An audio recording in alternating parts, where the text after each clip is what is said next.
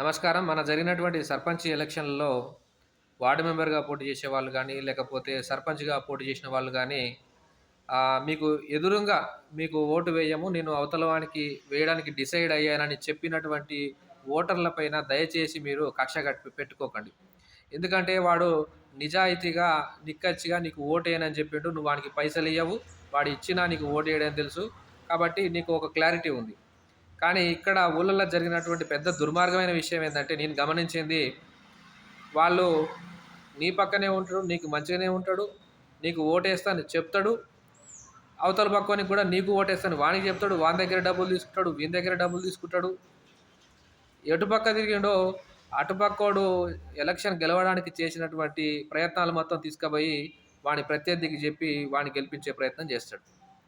కాబట్టి ఎవడైతే అట్లా ఈ పక్క, ఆ పక్క 2 పక్కల ఉంటా, నేను అటు ఇటు కాకుండా ఉంటా అనేవాని విషయంలో మీరు కోపగించుకోండి గానీ, మీకు ఓటు ఎయ్యను అని స్పష్టంగా చెప్పినోడి విషయంలో మాత్రం మీరు కోపగించుకోవాల్సిన అవసరం లేదు. ఎందుకంటే వాడు నిజాయితీగా ఉన్నాడు.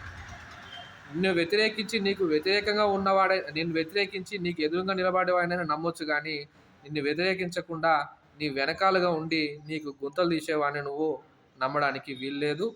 నువ్వు బాధపడాల్సిన అవసరం లేదు. అవసరమైతే నీకు ఎనకాల ఉండి వెన్నుపోటు పొడిచినోడిని నువ్వు వానిపైన కక్ష పెంచుకున్నా పెద్ద నష్టం లేదు.